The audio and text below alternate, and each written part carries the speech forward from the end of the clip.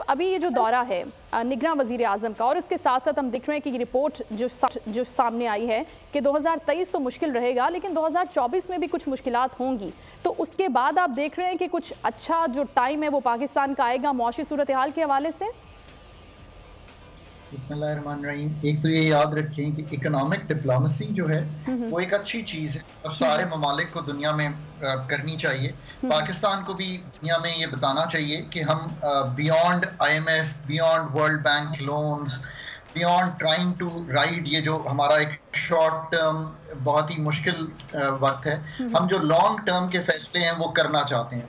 I think दुनिया को अब अगर आपने एक नैरेटिव बिल्ड करना है पाकिस्तान का, तो वो ये करना चाहिए कि हम ये जो SDGs हैं, आपको पता है SDGs एक इम्पॉर्टेंट बेंचमार्क हैं जो हमारे करते हैं कि हम कैसा उन पर काम कर रहे हैं। हम इन्वेस्टमेंट दुनिया से लाना चाहते हैं, हम दुनिया में पाकिस्तान को इन्वेस्टमेंट हब बनाना चाहते हैं। हमारी इन्वेस्टमेंट टू GDP की शरह जो है वो अनकंफर्टेबल है। सो हमें दुनिया को बराबर जरूर कराना चाहिए कि we want to think beyond the IMF also.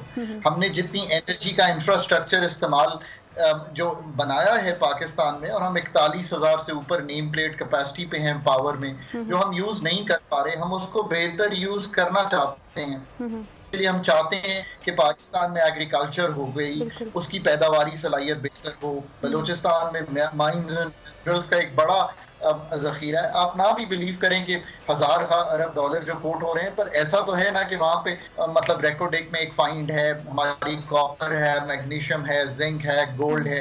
सो हम उसको भी वो भी हम उस पर काम करना चाहते हैं। सो देखिए, पाकिस्तान का थोड़ा सा नैरेटिव बिल्डिंग भी करनी पड़ेगी।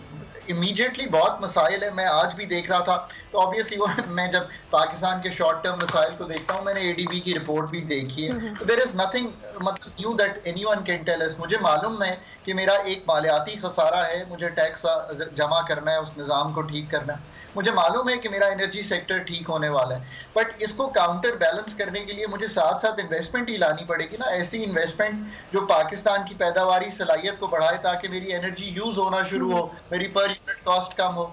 इससे भी कोई इनहराफ नहीं है कि ये साथ साथ जो चीजें दो मैंने आपको जिक्र की हैं, इनको ठीक करना पड़ेगा। अब एक SIFC की कोशिश है कि वो ये जो बाकी प्रोसीजरल डिलेज हैं पाकिस्तान के, जिसकी वजह से मतलब MBS पाकिस्तान आए थे इस रॉयल हाइनेस 2020 में, आज तक कोई इन्वेस्टमेंट फ्लो की पाकिस्तान नहीं की, तो इसमें कसूरवार तो हम ही है ना। हमें जाके उनको बार बार नज करना है कि जी हम चाहते हैं रिफाइनरी लगे, हम चाहते हैं कि आप बलूचिस्तान में इन्वेस्ट करें। हमें जाकर डायरेक्ट गोल्ड की तरह के बहुत और लोगों को पाकिस्तान में ला के माइंस एंड मिनरल्स का काम करना है। देखिए, बात यह है कि एक तो हमारे देरीना मसाइल हैं वो चल रहे हैं। PIA को ठीक करना तो आपका काम था, आप नहीं कर पाए, अब उसकी निजकारी के लिए काम शुरू कीजिए। उसको वक्त लगेगा बट करनी है हमने। हमारा एक्सपोर्ट वीक है, जिसकी वजह से हम बार बार IMF के क्राइसिस में आ जाते हैं। हम रेमिटेंस लाना चाहते हैं तो सारी एक ओपन मार्केट बन जाती।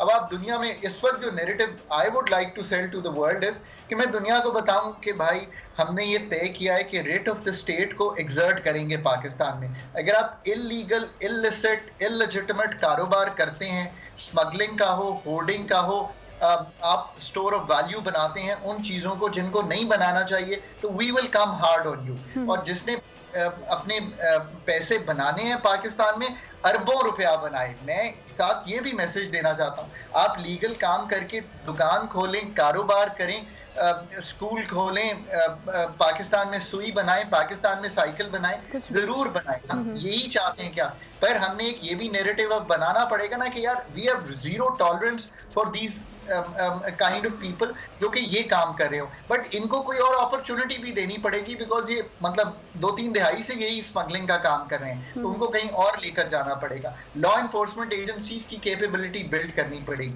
ये बात सारी मैंने इसलिए रखी है आपके सामने कि अब नैरेटिव अगर आपने इकोनॉमिक डिप्लोमेसी का दुनिया को बेचना है, तो कुछ तो नैरेटिव बेहतर होना चाहिए इवन फ्रॉम द रियलिटी। मैं ये भी कहता हूँ बहुत से मुल्क हैं ऐसे जिनकी शायद रियलिटी उतनी अच्छी नहीं है, बट जब वो नैरेटिव बेचते हैं तो वो एक वर्चुअस साइकिल में चले जाते हैं। आई थिंक कि जरूर पाकिस्तान की मैशत कमजोर है, मैं तो खुद बारहा इसकी गुफ्तगू करता हूँ। देरीना मसाइल भी अपनी जगह हैं, फंडामेंटल इश्यूज भी हैं, बट ये भी नहीं है कि हम इतना ही इस बात को बुरा कह दें कि कुछ भी नहीं है। जिस दिन आप याद रखिए मैं ये रियली बिलीव करता हूं कि आप कॉम्पिटेंस लेवल सिर्फ इन्वेस्टमेंट का, एनर्जी सेक्टर का, बजटिंग और पाकिस्तान की एक्सपोर्ट्स का, इन 4 एरियाज में आप गवर्नमेंट कॉम्पिटेंस बिल्ड करें और थोड़ी सी प्राइवेटाइजेशन को साथ सहारा दें तो आपको एक वर्चुअस साइकिल दिखाई दे।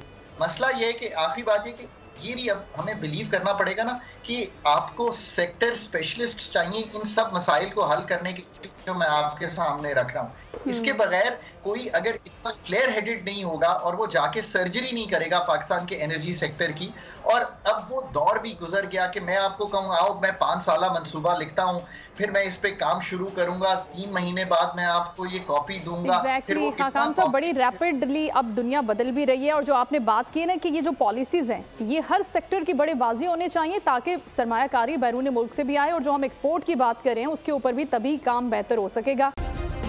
सब्सक्राइब करें और बेल दबाएं ताकि कोई खबर रह न जाए।